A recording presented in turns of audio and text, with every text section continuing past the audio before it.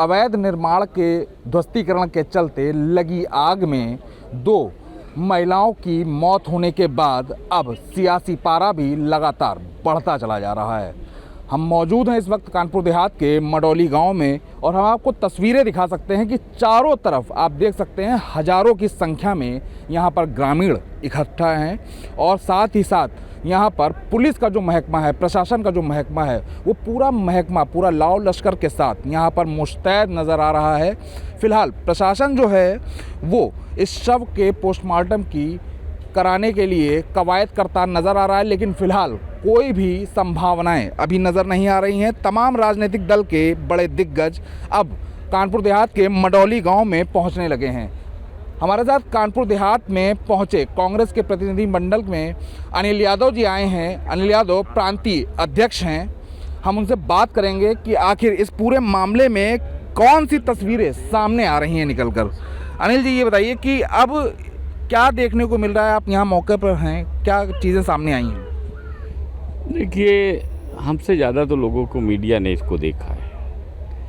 Media को सारा मालूम है आज की डेट में कि पुलिस के प्रशासन के सामने एसडीएम मौजूद था, लेखपाल मौजूद था, पुलिस पर फोर्स मौजूद था, उसके सामने रहते हुए इस तरह की घटना करे, कोई किसी को जला दे, कोई किसी को मार दे, इसका मतलब प्रशासन उनके साथ मिला हुआ था और प्रशासन ने इसको काम कराया। इसमें जो लोग उस मौके पे थे सबके साथ कानूनी कार्रवाई करनी चाहिए, सबको अरेस्ट करना चाहिए। एक जघन्य अपराध है ये, किसी को जिंदा जला देना एक जघन्य अपराध है। इस अपराध की मैं भर्त्सना करता हूँ, निंदा करता हूँ।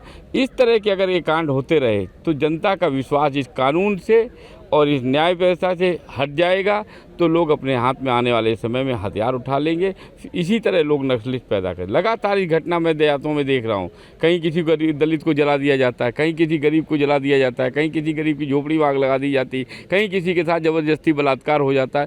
ये घटना की बात उत्तर प्रदेश में आ रहे हैं और उत्तर प्रदेश के मुख्यमंत्री कह रहे हैं विकास हो रहा है। हाँ, विकास हो रहा है, इन तरह की घटनाओं का हो रहा है। दलित उत्पीड़न हो रहा है, लोगों का न्याय नहीं मिल रहा है, लोग डरे हुए हैं। अपनी बात कहने जाएँ तो थाने से भगा दिया जाता है। हमारे एक साथी हैं, वो 3 दिन से लगातार थाने में उसकी एफआईआर नहीं लिखी जा रही है। हम उसी कड़ी में आज आने वाले थे। इससे पहले ये घटना घट गई है।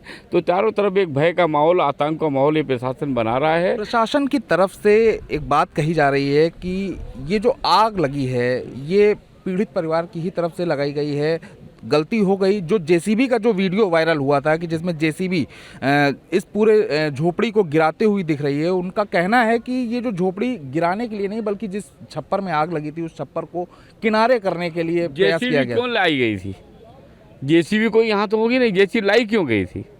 जेसीबी कम से कम, अगर हाईवे है, रोड यहाँ से 4-5 किलोमीटर है, मेन रोड यहाँ से दूर है, जेसीबी लाई गई क्यों और प्रशासन क्यों आया था?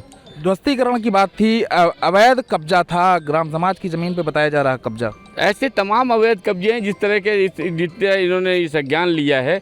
तो मैं अकबरपुर इस क्षेत्र के अंदर मैं 50 कब्जे दिखा सकता हूं जो दबंग लोगों के द्वारा करे हुए हैं और उनके ऊपर कोई कार्रवाई प्रशासन नहीं करता। एक 2 चारपाई का जो टुकड़ा है जिस पे वो परिवार रह रहा था, तो उससे समझौते की बात करके उसको कहीं स्थान दे करके बताया गया है कि जो जिस परिवार के 2 शख्स आज जीवित नहीं हैं, जलकर उनकी मौत हो गई है, उनके पास अपना निजी मकान भी था, बावजूद उसके वो ग्राम समाज की जमीन पर कब्जा था, ऐसा प्रशासन का कहना है। देखिए, प्रशासन, हम भी गांव समाज में ही रहते हैं, गांव के अंदर ही रहते हैं। गांव समाज के अंदर एक नियम है, जिसकी 20, 30, 40 साल से जिसका कोई कब्जा होता है उसको वो कब्जा मान लिया जाता है, या तो प्रधान लिख के दे देता है। उसकी एक परंपरा है कि उसके अंदर उसके कब्जे को मान लिया जाता है, लिख जाता है कि 30-40 साल से इसका कब्जा है। और जो इससे मेरे संज्ञान में आया कि उनका कब्जा 30 साल पीढ़ी दर पीढ़ी था, कई सालों से था। तो प्रशासन को उसको इस तरीके की बर्बरता नहीं करनी चाहिए। मैं मानता हूँ अगर कब्जा भी था तो इस तरह की घटना किसी को जला दिया जाएगा, किसी के ऊपर बुलडोजर चला दिया जाएगा, किसी की हत्या कर दी जाएगी, ये प्रशासन करेगा? जो माफिया और डकैत करते रहे, गुंडे करते रहे, वो प्रशासन करने लग गया, प्रशासन का काम हो गया है। आज आप यहाँ पर आए हैं, अभी स्थितियाँ संभलती हुई नज़र नहीं आ रही हैं। फिलहाल क्या लगता है कांग्रेस की तरफ से और कोई बड़े दिग्गज पार्टी के नेता यहाँ पर आ सकते हैं? हमारे प्रदेश के अध्यक्ष बेलाल खाबरी जी भी यहाँ थोड़ी देर में पहुँच नहीं पाए। अगर जरूरत समझी गई तो हमारा राष्ट्रीय नेतृत्व भी आएगा। ये मुद्दा ज्वलंत है, हम लोगों को मरते हुए देख नहीं सकते, जलते हुए देख नहीं सकते। लोगों के साथ हम खड़े होंगे, अन्याय के साथ कांग्रेस खड़ी होगी। ये अन्याय बिल्कुल नहीं हम सहने देंगे। राष्ट्रीय नेतृत्व की अगर हम बात करें तो किसकी आने की संभावना हो सकती है इस पूरे प्रकरण में? ब्रजलाल खाबरी जी चल दिए हैं लखनऊ से, बस पहुँचने ही वाले हैं। आपके घंटे 1.5 घंटे में आपके रास्ते में पहुँचने वाले हैं। हम इस मुद्दे को बड़े संजीदगी के साथ देख रहे हैं। इसके लिए जरूरत पड़ी तो कांग्रेस पूरे प्रदेश के अंदर आंदोलन करेगा। हम किसी तरह का अन्याय नहीं हो देंगे। और क्या किसी जात विशेष को टारगेट रखा जाता है? एक तरीके से टारगेट रखा जा रहा है। चारों तरफ हाहाकार सा हो गया। मैं लगातार देख रहा हूँ विगत दिनों से, जब से ये सरकार आई है तो लगातार लोगों के ऊपर होते हुए और एक टारगेट बनाया जा रहा है विशेष जात को। तो ये अनिल यादव जी थे जिन्होंने साफ तौर से कह दिया है कि सरकार में टारगेट किया जा रहा है, लोगों की मौत हो रही है, सुशासन कहीं दिखता हुआ नज़र नहीं आ रहा है। उन्होंने ये भी बोला है कि अब बहुत जल्द अगर इस पे कोई भी कार्रवाई नहीं होती है तो शीर्ष नेतृत्व कानपुर देहात के मडौली गांव पहुंच सकता है। कानपुर देहात से विकास हिमान, एबीपी गंगा।